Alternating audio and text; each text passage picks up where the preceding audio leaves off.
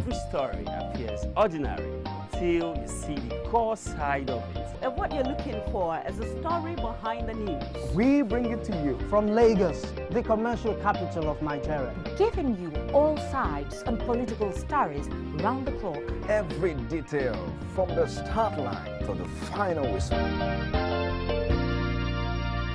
Core TV News, expanding your view.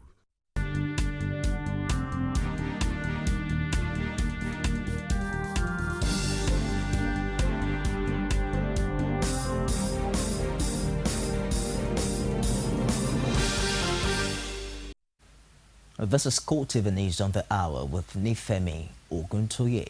Barely 5 days after youths and vigilante groups repelled an attack by Boko Haram on Bama local government in Borno, the deadly Islamic sect relaunched its terror on Ngorosoye village, killed 29 and moved to Waza on the Nigeria-Cameroon border to abduct 10 individuals. Reports from locals in the area indicated that the 29 people were killed when the Boko Haram terror gang opened fire on the market in the village. It was gathered that the insurgents came in hundreds on motorcycles and 6 pickup vans and shot indiscriminately. They also shot a rocket-propelled grenade at the market, which killed the traders. Security sources decry attacks by insurgents in the state, noting that rather than decreasing, it is seriously increasing, and the killings these days are in greater number. The insurgents were said to have carried out repeated attacks on the village since the youths in the area took up arms against them by joining the vigilance group codenamed Civilian Joint Task Force in the hunt for Boko Haram members. Meanwhile, suspected Boko Haram members also attacked a Chinese worksite in northern Cameroon and kidnapped at least 10 workers. The governor of Far North Region Cameroon, Augustin Fonka Awa, confirmed this to newsmen in Yaoundé, the Cameroon capital. The Chinese embassy in Yaoundé also confirmed the attack at a site near Waza, 12 miles from the Nigerian border, close to Sambisa Forest, a Boko Haram stronghold. Core TV News also learned that the attack has destroyed a bridge linking the various villages in the area where the Chinese construction workers were working. Meanwhile, the principal of Government College Makurdi, Godfrey Ugudu, says the school has received a letter from Boko Haram sect threatening to attack the school. Ugudu added that the school received 2 letters which had the same content on May 14. He says the letters were dated May 14, 2014, stating that they were coming to abduct the boys whom they would marry to the secondary school girls abducted in Chibok. He added that the letter asked the school to inform Mount St. Gabriel Secondary School to also get set, as they promised to invade the place as well. He says the Commissioner of Police, Commissioner for Education and the Governor have been informed. The 2 letters were written in Pidgin English. One was cited inside one of the classrooms and the second one was slipped into the staff room. About 500 out of the 700 students of the college are living in the school, while Mount St. Gabriel is a purely boarding school. The police public relations officer in the state, Dan Ezela, confirmed the report and assures that the police are on top of the situation. Nigeria and its neighbors have now vowed to work together to combat Boko Haram in what Cameroon President Paul Biya described as a declaration of war. Meeting in Paris, President Goodluck Jonathan and his counterparts from Benin, Chad, Cameroon and Niger approved an action plan designed to counter the terrorist organization blamed for 2,000 deaths this year alone and the abduction of more than 200 schoolgirls. Jonathan dismissed criticism that the Nigerian response had been slow, saying the terror only started in 2009 and we did not have the architecture to deal with that. As we progress, you will see that the Nigerian military will cope, he said. French President François Hollande says the group has threatened civilians, attacked schools and kidnapped citizens of many countries. The action plan will involve coordination of surveillance efforts, sharing of intelligence and joint efforts to secure the porous borders in the region.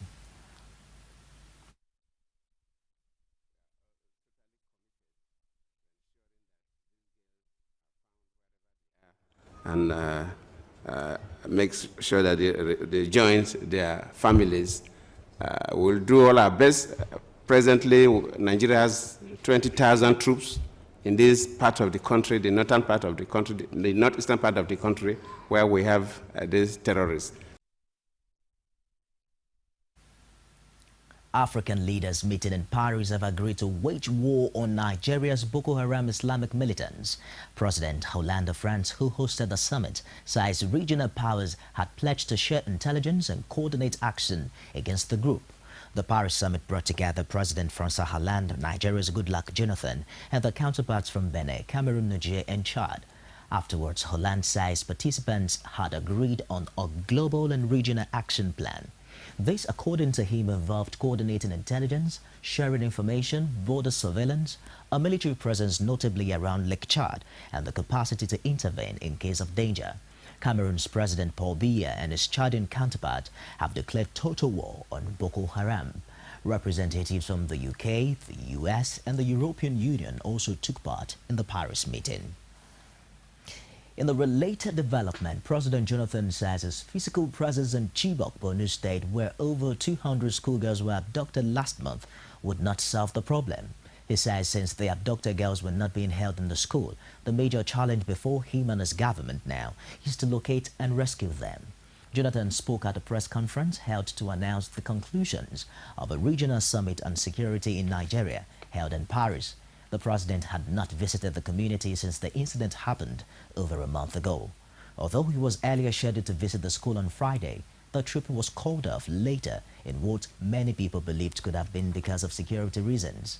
Presidential spokesman Ruben Abati, however, says Jonathan was never scheduled to visit the town, describing the reports as malicious. The president added during the press conference that he was not averse to visiting scenes of terror attacks, as he has done so in the past. He also said the allegation of misappropriation of funds by the military was exaggerated, but conceded that administrative lapses may have a part to play in the inadequate funding of the war against terror. British Foreign Secretary William Hague says Nigeria needs to take its responsibilities more seriously in the effort to counter the Boko Haram terror group. Hague was speaking at the half-day summit hosted by French President François Hollande, aimed at forging a common strategy against Boko Haram. The Nigerian security forces have not been well structured for this kind of thing. And this has been shown by the fact that the problem has been getting worse with Boko Haram. So we can help with that. That is why we're offering to embed military advisors with the Nigerian headquarters. We work with Nigeria in many other ways on counterterrorism. It is very important that they uphold high standards of human rights. And that they are well coordinated in their own operations. Nigeria has the main responsibility here and must be the leading nation in tackling this. So it's very, very important that Nigeria takes its responsibilities seriously, and that includes being able to mount a more effective security response, as well as being able to improve the development and economy of the regions in the north. All of these things are critically important. The newly appointed United Nations Secretary General's Special Representative on the abduction of the Chibok schoolgirls, Janet, held consultations with the Presidential Fact-Finding Committee on the issue.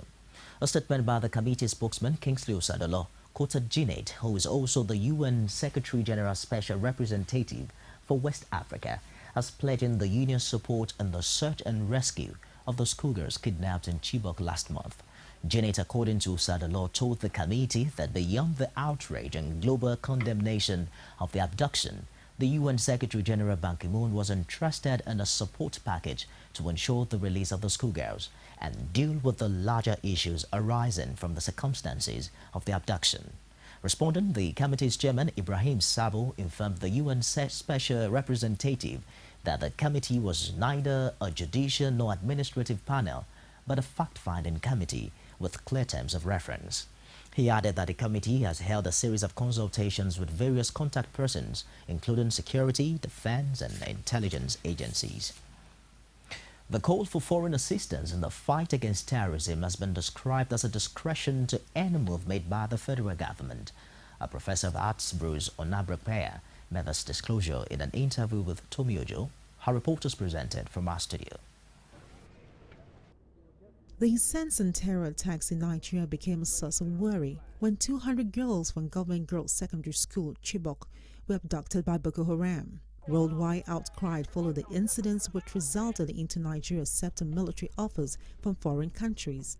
A renowned professor of arts, Bruce Onagbekpeya, says the acceptance of foreign help is a step in the right direction.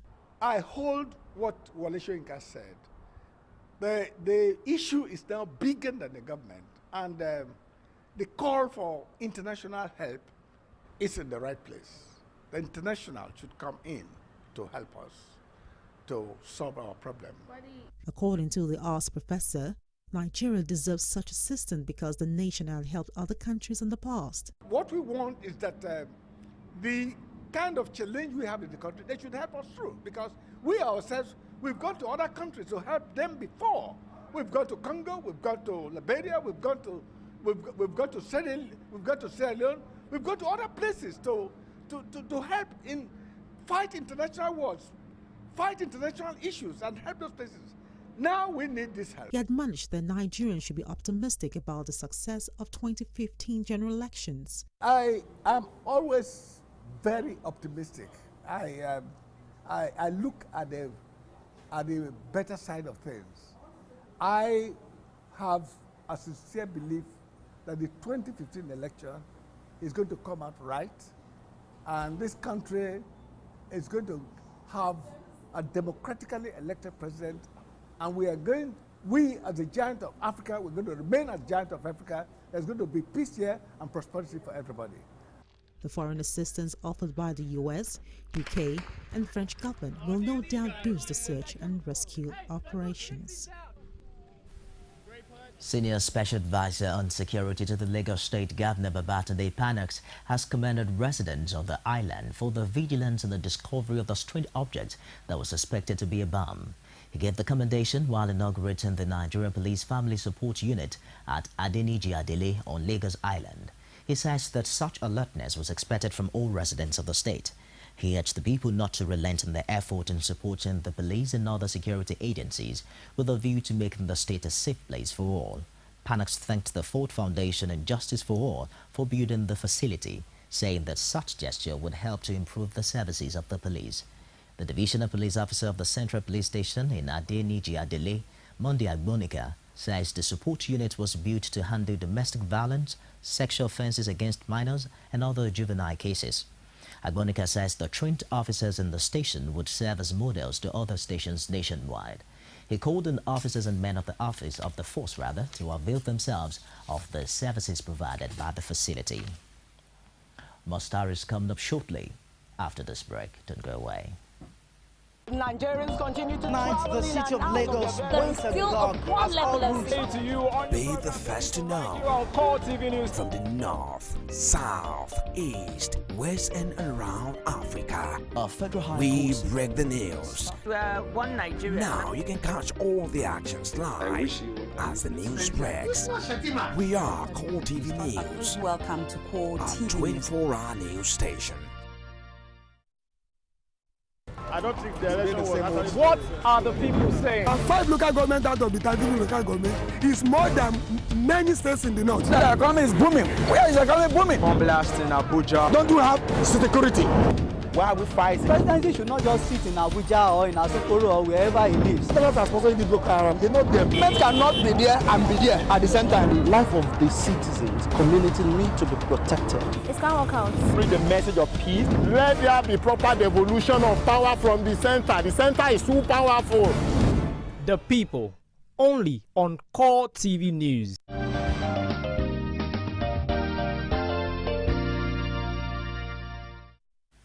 You're on to Core TV News this hour. For more on the news and information on other of our programs, you can visit our Facebook page at www.facebook.com/Core TV News, as well as follow us at our Twitter handle at Core TV News NG. Watch previous editions and current editions of our shows and programs on YouTube at youtube.com/Core TV News. Outside Nigeria now, President Joyce Banda of the ruling People's Party of Malawi held a final rally in her hometown ahead of next week's election, in which she's seeking a second term. Malawians are expected to cast a ballot that will determine a new president. Joy says she has decided to choose the Malawian people over and above any personal interest. I was advised that 7 months before elections was too short for me to tackle corruption. Because the people that are benefiting from it, they will fight you back. They will smear it onto you. They will bring you down. You may never get out. I said, yes, I don't have a choice. I have to choose my people. I have to choose Malawians. There's one board president who came in and decided that enough was enough. People were going to stop stealing. 86 people have been arrested. 40 cases before court. 33 accounts frozen. Property withdrawn. Malawians have seen that I came in and found a country that was corrupt and bankrupt. I've turned around the economy. With the help of Malawians, Malawians will have to decide. And that's it on Core TV News this hour. Thank you for finding time to join us. And I still have with me an associate professor and, of course, a security expert, Femi Adegbulu. Thank you very much for staying the course. Thank you. It's co-digesting. In case you're just joining us, we've been talking about Mr. President Goodluck Jonathan and Chibok, the visit that never was. The expectations were high that Mr. President was going to visit Chibok just before he goes to Paris to join neighboring countries in the security summit. But Mr. President's spokesman said there was nothing like that on the Goodluck Jonathan's itinerary. Now, Mr. President categorically said yesterday that he is not averse to visiting places like that. And he mentioned that he has been to the UN building, the police headquarters, the Yayam bomb blast, and several other places. And he said categorically that he was still going to visit Chibok. Is there any, what do you see transpiring? What is the necessity of Mr. President still visiting Chibok 1 month after the abduction? Well, better late than never. I will still, if he chooses to visit eventually, so there is something bad in it, even though we expect that he should have done that before now. There's no doubt that we actually need a very courageous president who will kind of stir a kind of confidence in people that he's in control. So we really need that much from him. And like you, I think you suggested the other time that perhaps his inability to visit Chibok is like pointing to the fact that maybe he would have needed somebody more courageous, maybe of army, military background or something. I really don't believe in that. I'm still advocating that President Jonathan should utilize to the full the powers conferred on him by the Constitution. He's underutilizing it. The fact that we are in a democracy does not mean that he should not actually assume that position in real and in deed. So, so that is exactly what is lacking here. Anyway, I didn't suggest that. It was opinion from certain quarters that I shared with you. Yeah. You overheard in the news that in the meeting in Paris, Mr. President said, alongside with neighboring countries, that the action plan will involve coordination of surveillance efforts, sharing of intelligence, and joint efforts in order to secure the porous borders in the region. With the network of the insurgency that we've seen played itself out in Nigeria. It happened just yesterday at the border town between Nigeria and Cameroon, and of course we heard that the schoolgirls were transported out of Nigeria to Chad. What do you think all of this, what impact do you think it will have on the fight against terror in Nigeria? Okay, let me put it this way. We expect the impact to actually mean a kind of stoppage of the carnage we experience now. But there are some things that we give one room to feel some concern. Because under every JTF, you know, when you have JTF, especially that has to be among countries and all that, the effectiveness of it is always very fluid. Because you do not know where loyalty of individual members of the JTF will lie. So that's one major problem we always have with JTF whenever we have it, because political consideration may be there, economic consideration may be there, and social, you know, lineages here and there may be there that may kind of affect the uniformity, okay, and coordination. So all these things will come to play when you have JTF comprising 3 to 4 countries. You must not underestimate that. It will happen. But if there is sincerity on the part of the countries that are collaborating with Nigeria, I see us being able to make headway and chase Boko Haram away. But if there is hypocrisy, which you cannot rule out, so if there is hypocrisy, body language different from the actual words spoken and all these things, we were likely to have it a little bit tough. I want to say that the JTF thing is not going to launch us into an Uhuru situation. So let's put it that way. But the bulk of the job will still have to be done by Nigeria and Nigerians. Very important. Talking about much of the job being done by Nigerians, you overheard in the news that, of course, earlier Amnesty International said that the Nigerian armed forces had a prior notice of about 4 hours before the abduction that took place in Chibok. Now, the principal of Government College in Makurdi is saying that Boko Haram has sent them a letter threatening to attack the school. The content is that they need boys to marry the girls that they have already. As a security expert, what would you expect to be done now from the leadership level? Ludicrous as the statement may seem, but I don't want to dismiss it with a wave of the hand, because previous announcements like that have been dismissed, and that's why we are where we are. I want to advise that the government will take it with all seriousness it deserves. By placing on surveillance here and there. I don't need to teach them their job because we are in the airspace. So since this alert has come, so I will expect the various government agencies to actually take it very seriously and mobilize everything it takes, which also involves surveillance, intelligence gathering. Because some people went and, slipped something in the classroom.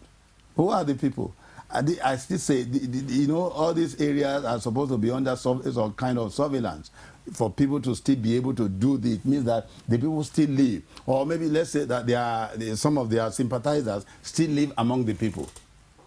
That's what makes it very fluid. They still live among the people. So that thing that makes Boko Haram to have sympathizers among the people should be looked out for. What do you think it could be? It could be economic consideration.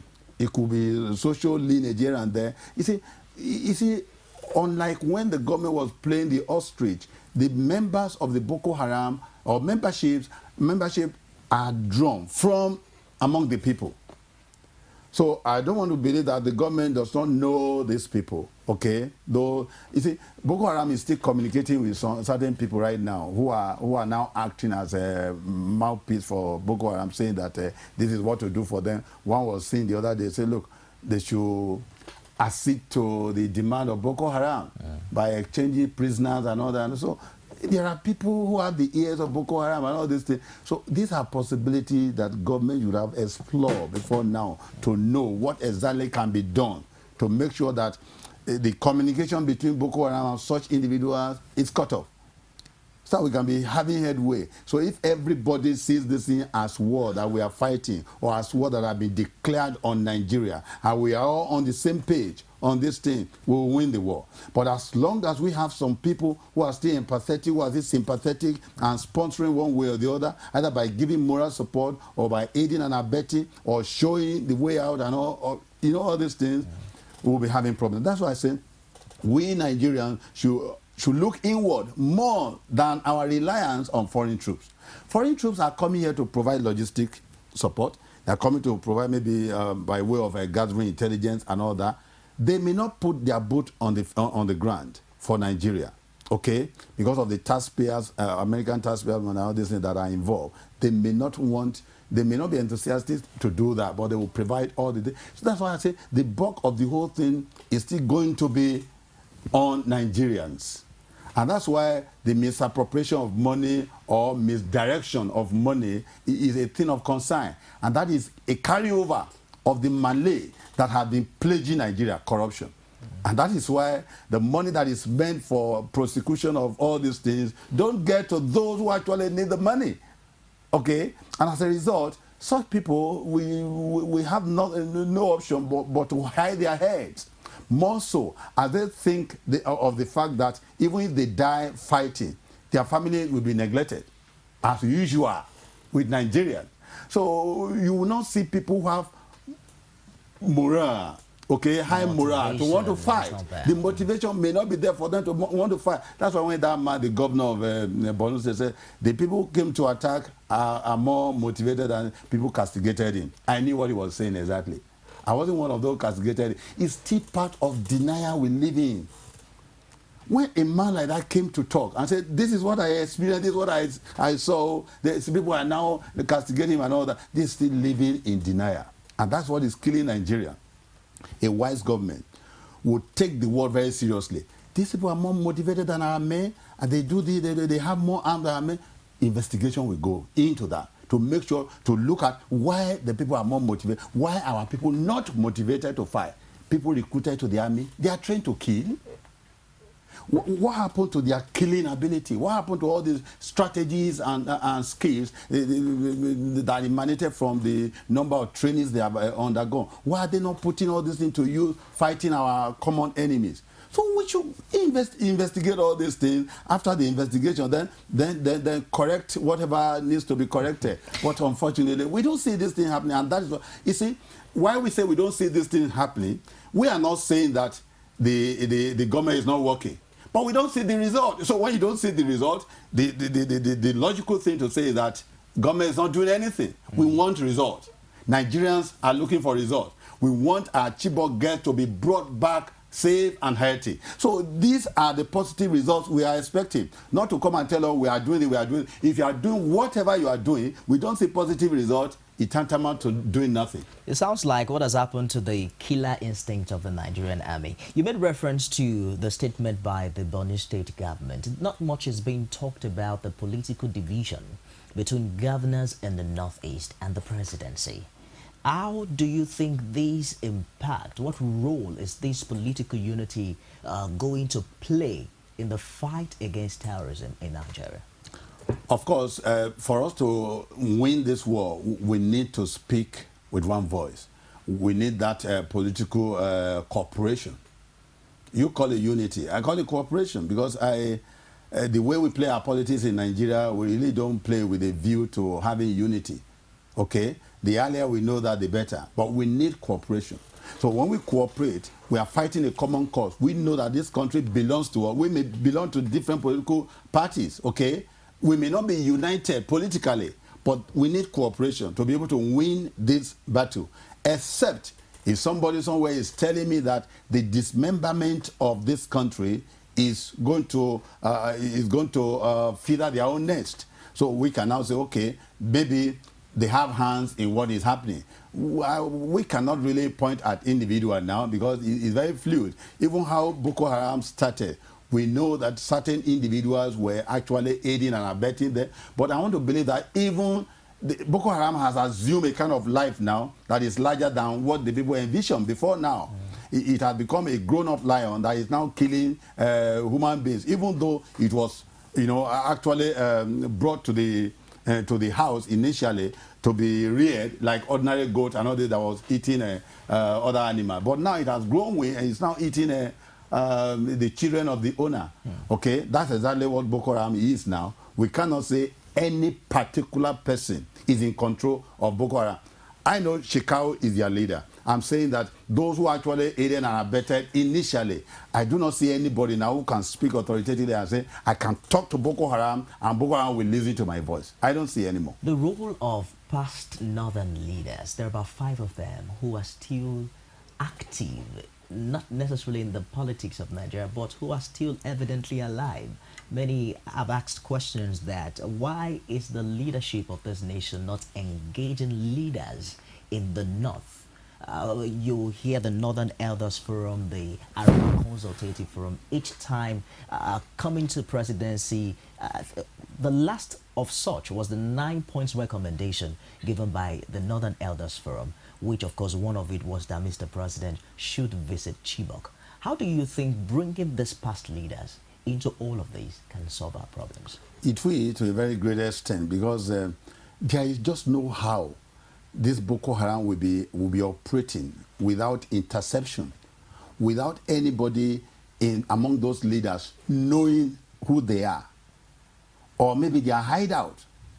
I don't believe that they can be doing all these things. For instance, even in a typical village, when something like that happens, the king, I mean, the traditional ruler, we know who is the new person in town, who the strangers in town and all that. So nobody can tell me that some of these leaders don't know them. That's why I say government maybe has not done enough to explore, okay, to look inward and to explore all the possibilities within the northern area, okay, with a view to knowing the identity of this Boko Haram, what exactly their demands are, although we know some of their demands which are very, very outrageous. We want to know what exactly, who are the most within the system, who are those who want this thing to perpetuate. Because well, if it is political, it means that definitely certain people, maybe who do not want the government of Jonathan, may want this mayhem to perpetuate so that they can make it as kind of statement to say, well, the guy is inept, and so because of his ineptitude, he's not fit to rule, and all that, and all that. So I'm not ruling out all these things. But I want to tell you that it's not even in the interest of the opposition or whoever, you know, who does not like Jonathan. It's not even in his interest now for this thing to perpetuate. Because in the presence of this thing we are facing now, no election can take place. It means that Jonathan will rule in perpetuity so long as this thing remains. Who is going to conduct election in Maiduguri now? Who's going to conduct election in Adamawa and all these Yobe places? Who are the electoral officers who are going to stand the upsurge of these people? You're saying this does not even have political gains for the opposition? At all, at all, at all. If opposition or whoever is is somewhere fanning the embers of this mayhem and violence, they better stop it, because the consequence will not even favor them. It will not favor anybody. Jonathan will continue to be at the focal point throughout until this mayhem ends. And if it does not end, there is no 2015, let me tell you. If this thing does not end, no 2015, and nobody is going to say Jonathan's tenure has elapsed. No, the president and commander-in-chief will continue until normality is established. Before anybody thinks about election, who is going to talk about election now? When people are even saying, you know, if our guests are not brought back alive, for instance, I do not know how anybody is going to campaign. Campaign to who? There are protests already, no girls, no election. That's it. Let's look at the And not necessarily, that one is not said necessarily against Jonathan. It's the leadership of the country. So let's just, okay, let's say Jonathan is representing PDP. PDP will just have no moral fiber to even say they want to bring somebody up for any this thing. Now, you understand what I'm saying? And if PDP is not in the equation, obviously you forget about every other party. So it's Nigeria. Let's look at the international dimension to all of this. Just yesterday, the Chinese embassy in Yaoundé confirmed an attack on a Chinese worksite in northern Cameroon. And for the first time, we are hearing a kidnapping of at least 10 Chinese workers. Don't you think this will alter the international process and change the dimension of foreign support in the fight against Boko Haram? No. You see, what I see is that there has been a game change already. When the Chibok girls were abducted, that actually acted as a game changer. You know, before now, people have been relegating it to Nigeria and Nigeria border and all these things. Nigeria should be able to handle that. Nigeria should be. But when those innocent girls were abducted, and then we now saw a barrage of protests here and there, even in Washington and other world capitals. So we now see the international dimension, which is not within the control of Nigeria again. So that's why you see the world coming to Nigeria, suggesting and making some, offers to assist Nigeria. With this one, it has already been internationalized, and so the Chinese destiny is just one of those things that we expect in a state of war like this to happen. Boko Haram, we see anybody with white skin or anybody at all who is working for the progress and development of the country as their own enemy. Okay, so one is not surprised that that is happening. If you only strengthen the resolve of the international community to move fast at rescuing Nigeria from this dangerous, from this harm's way that we are in now. As a security expert, do you see any risks involved in this foreign support? When you say risk, at the floor of the Senate already, there are questions of the legitimacy, the fact that there is no constitutional provision for bringing foreign troops into Nigeria. You know something? In a state of war, everything is right. And even though I still believe very sincerely that if the Nigerian government had done what it should have done before now, we didn't need foreign support. I was just wondering, when we have a local attack here and there, Boko Haram, that stem from our own people fighting us, we are calling international community. When we have external aggression, who do we invite? You get it? So, but be as it may, now the fact that these people are here, my brother, what it suggests is the failure of our own armed forces. Simple. It's the failure. Because if they have been able to stem it, they will not come. Normally, it's supposed to be our business, okay? The fact that they have not been able to do it, it is so apparent. Sporadic attack here and there. There is no intelligence that is being able to, no intelligence supplied with a view to checkmating them at all. And they come to operate untrammeled. They go free without interception and anything. Before you even digest the agony of yesterday, they are writing letter to another place, and that promise of the letter, they will fulfill it, and they will do it and go again. You begin to wonder, do we have armed forces in this country? So it is very, very right for us to seek help from where we can get it. But I still believe the bulk of it, I still say it, lies with Nigeria. There are challenges already. Yes. The U.S. Air Force Chief of Staff, Mark Welsh, says that it is obvious that the Nigerian army is scared to fight Boko Haram. Okay. And there are also cases of the federal government instilling some trust in the local people, which has not been there for a long time. And don't you think that's another major stumbling block to this much talked about foreign help? You see, you can't cry more than the bereaved. So it will be foolish for somebody to want to be more Catholic than the Pope. The people on the ground still know the terrain. They understand the terrain of where they're going to fight. They understand the language of the people. They know all these things more than the foreigners that are coming. Okay? You see, one other fear that I even exercised initially before now is the fact that the people who had made it, unworkable hitherto, for us to be able to chase these people away, who are apparently helpless in this current situation, how do you think they want to aid or give assistance that will make foreigners succeed where they have failed? It's so logical. That is my fear. The people you gave all the, maybe let's say you gave them all the free hand to stop this Boko Haram. We don't want them on our soil. And they are apparently helpless till now. So how do you now think they can give the information and all that is needed for foreigners to come and succeed where they have failed? I do not know whether you understand what I'm saying. That is my fear. That even the so-called foreigners that are coming and all these things, they are not coming to do magic. They will still depend on local intelligence. Let's look at the euphoria that has surrounded the over 200 abducted schoolgirls.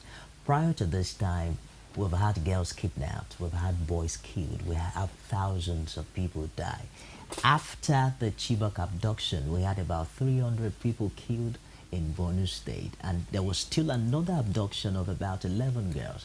How does for instance, even if these Chibok girls are freed, how does it impact on the major challenge of insurgency in northern Nigeria?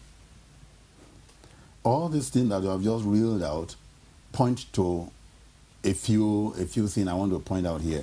Failure of intelligence and maybe connivance of certain people on whom we actually entrust our safety. Otherwise, I do not see sincerely, I do not see a state that presently is on emergency, that foreigners will infiltrate it in the presence of army of soldiers, okay, and cut away our people without any challenge. You understand? And it's not a twinkling of an eye. They operate for hours. I do not see this thing happening if there is no connivance, if there is no collaboration between external and internal.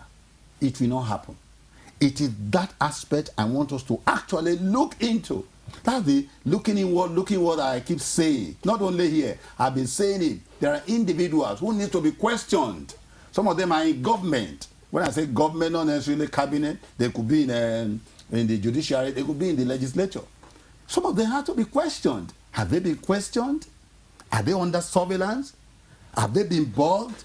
This thing cannot happen in America now. Individual cannot hold the whole country to ransom.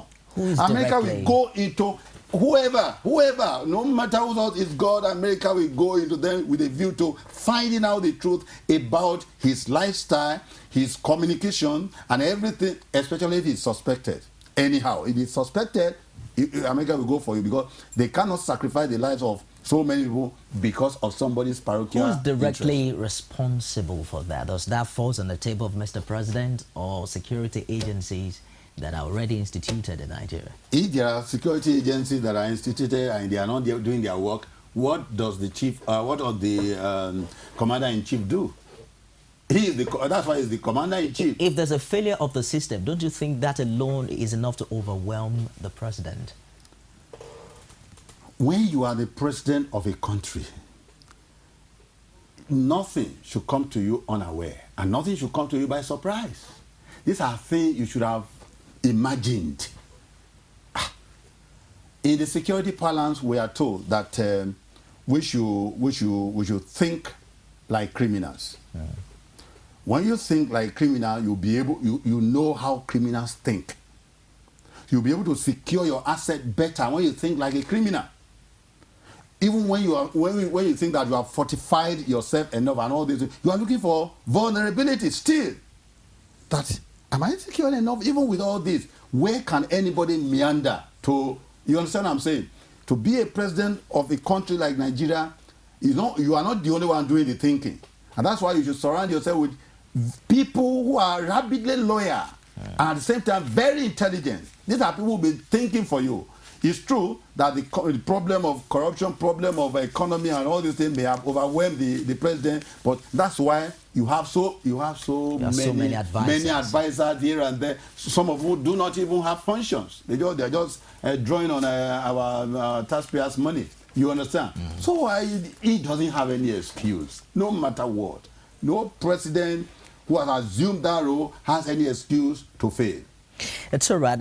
You're watching Core Digest live from Lagos. It's Core TV News, and we'd love to hear from you. All you need to do is get to our Facebook page. It's www.facebook.com/Core TV News, and you can follow us at our Twitter handle at Core TV News NG.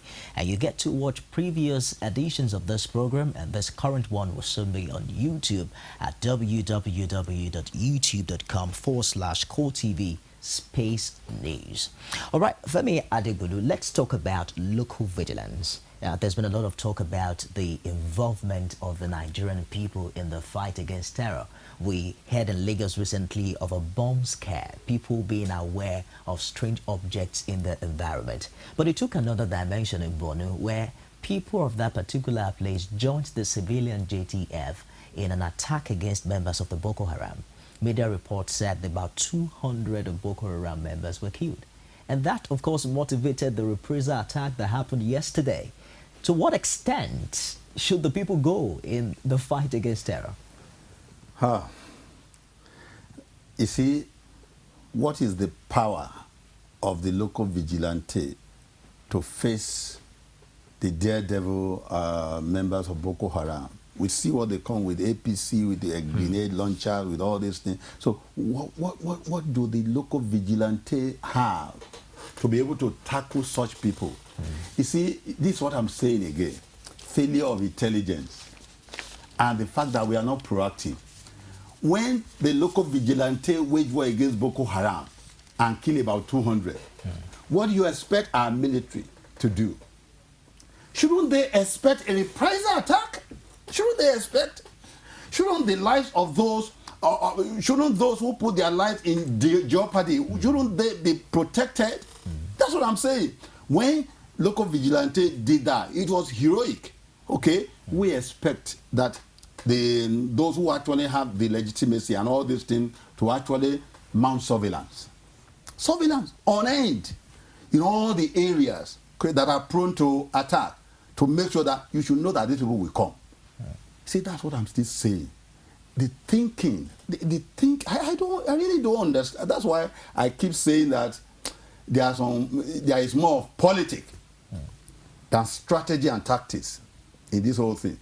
So if political consideration outweigh the need to actually fight and rescue this country, we'll get this result we are getting. Otherwise, sir, you see, I always benchmark with other countries that are serious, because we take a lot of things with levity because of our political consideration and corruption too. Now, I benchmark with countries that are serious. Now, if anything had happened, let's say in the state of, let's say in New Jersey, or maybe an aspect of, okay, let's say maybe, let's say another state now in America is having this problem. So, and the people attack the enemies. So, American soldiers and all the intelligence agency will lay a kind of surveillance for the enemies, knowing that they will surely come back to take revenge. How dare you attack our people? So we see how these guys brag. We know that the guy, the Shekau, even act as if he's in control of Nigeria. He's so confident. The way if you see him talk, he's so confident. It shows somebody who actually knows the in and out of the system. Somebody who's so confident that nothing will happen to him. Somebody who is feeling that I know people there who can always give me, update on what is going on. I'm not the person that you can easily catch. That's the way, that's what he is viewed. You understand, when you see him. So all these things, the Nigerian government should actually investigate. What is the motivation of this guy? What is making him to have this kind of confidence? Who are the people behind him? Otherwise, the killing that happened recently, for example, wouldn't have happened if there is intelligence and surveillance. And that is where we continue to hammer people who are paid with our taxpayers' money to do just this. When they fail consistently, shouldn't the government show them the way out and get people who are more serious? I keep saying this thing. I don't know whether this view is extraneous. Because when you are paid to do something and you are failing consistently, why can't the government do away with them and get more serious people who are ready to work? Well, we've seen a lot of reshuffling as well in the name of service chiefs, but it's still not working. You talk about reshuffling. Reshuffling is politically motivated. You still may not get the result. For instance, we see many politicians that are appointed in places. Many of them don't deliver. It is only when you get core professionals who have nothing at stake. They don't care who else is God. They are there to do service, and they do it. It is then you get results. When you appoint politicians, they defer to their godfather here, they defer to their godmother there. So as a result, the real job is not done. We know this. That's what I'm saying. If you reshuffle for political reasons, yet you get the same this thing.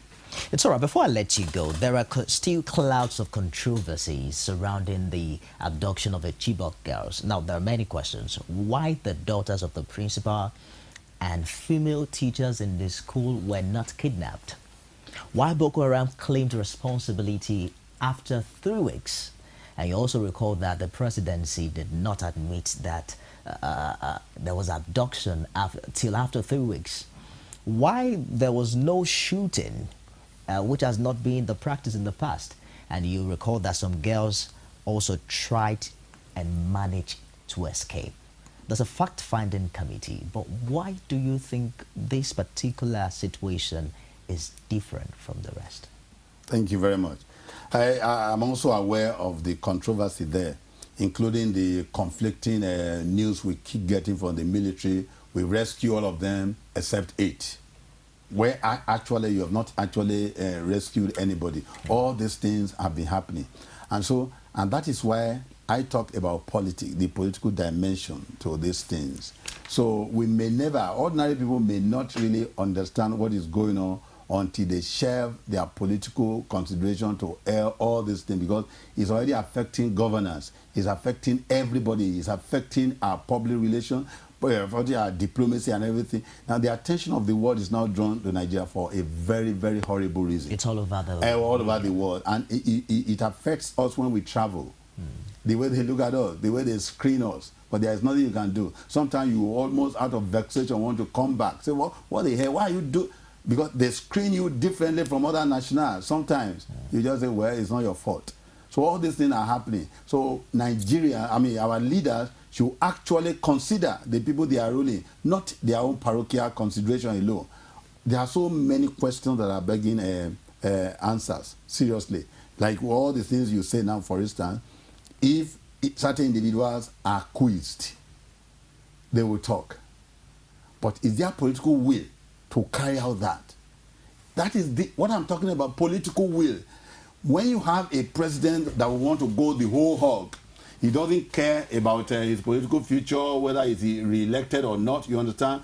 Anybody that is fingered at all, okay, ask him for question him, drill him very well, he will begin to say all he knows. How come? I understand that WAEC even warned them there that, look, this place is not safe, get some security, something there, and no security was They were gotten. assured that the place was well manned. You know, how can you say any place in the northeast, for instance, is not porous and that is not vulnerable? Any state in the northeast, how can anybody say that? So all these things, for instance, needs to be investigated. And after investigation, then you can know who and who are guilty. You want to match words with action. You want to match words with body language. Somebody can come out and say, I'm doing that, I'm doing it. Maybe clandestinely is doing something else. Investigation will bring all this. I mean, thorough investigation, manned by professionals, will bring this thing out. Thank you very much for finding time to join us today. It's good to have you join us. Thank you. I've been speaking with Femi Adegbulu. He's an associate professor and a security expert. Now, we keep saying that what we're experiencing as a nation is like the pangs of birth, the horror, the pains that come with giving birth. We only can pray and hope that this will give birth to a new dawn, a new season for our dear country, Nigeria. The big question, of course, is what is the role of the midwives? I'm talking about you and I, the government, whose primary responsibility is the welfare and the security of the people. What's the role of these midwives in ensuring a safe delivery for this dear country we all call Nigeria? That's Core Digest for today. I am Femi Oguntoye. Thank you for joining us. Nigerians continue to Tonight, the city of Lagos once again has all roots. Be the first to know. From the north, south, east, west, and around Africa, we break the news. One Nigeria. Now you can catch all the actions live as the news breaks. We are Core TV News. Welcome to Core TV. 24-hour news station.